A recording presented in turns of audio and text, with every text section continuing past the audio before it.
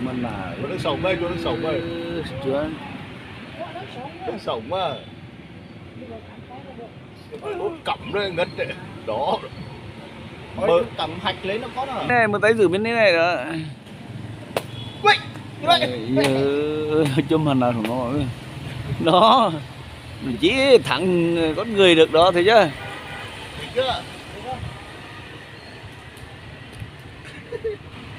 Mẹ ngu để xong Rồi lên đưa ai lại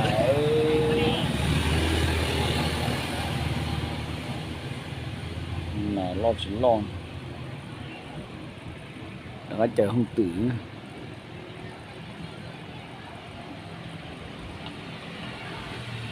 xong đi quá là chỉnh nó rồi. không đi xuống đây không biết làm rồi xuống anh làm nhá.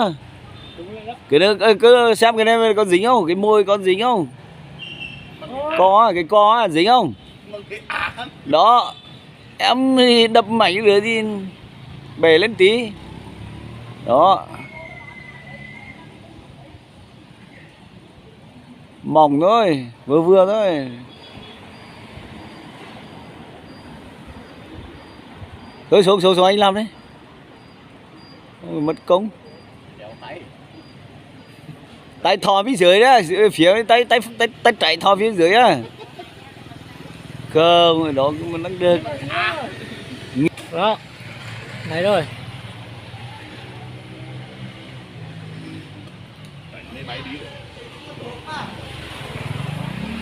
Anh chỉnh ấy.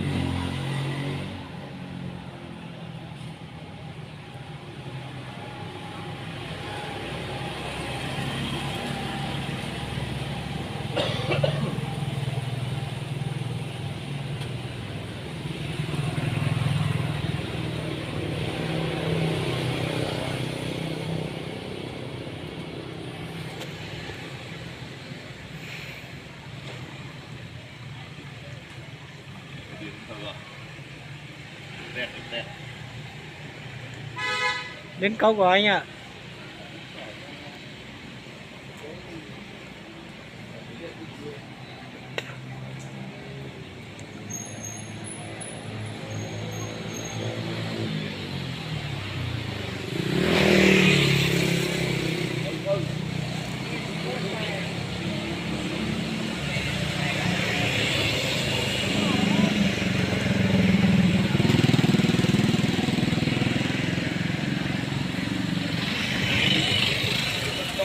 Máy đến 6. Anh có mất thịt đây.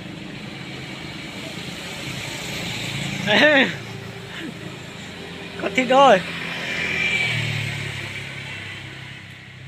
Có này. Ai buổi đêm nó nổi cày quá hề. Hả? Trong buổi đêm mà đi cày. Buổi đêm chạy mà, buổi ngày thôi. Buổi đêm đừng ngủ rồi.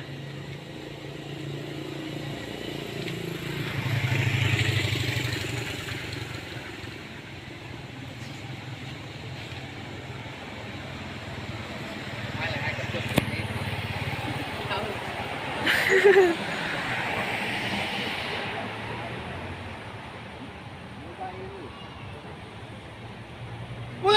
Vậy! Ôi!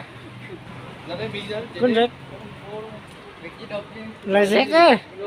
Cảnh đời giảm mới đập. Đó đi dây. Không còn hoảng. Nó chú của mẹ đây. Đất rưỡi cả. Đây. Đất núi đập đi. Ui kìa. Qua đi đây.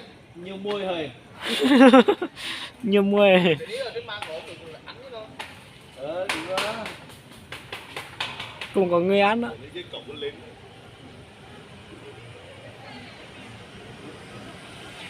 Được đó. Rồi, xuống đây.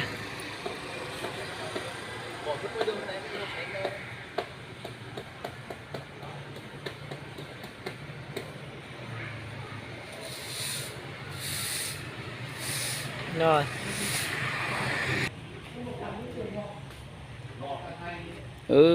Bây giờ giờ cũng nó bây giờ giờ cũng là ít trong biển nó cho nên dù không tử đó chỉ mà trong bờ biển là cá biển nó mà là chua này khó trong nó này là nhiều không từ kia phải cho luôn để nó trời nó lói nó bẩn nó này kiểu chưa ít trong nó ít trong tận nó trong nó ít trong nó này tại kia sân gió mà xe thấy cái sân gió này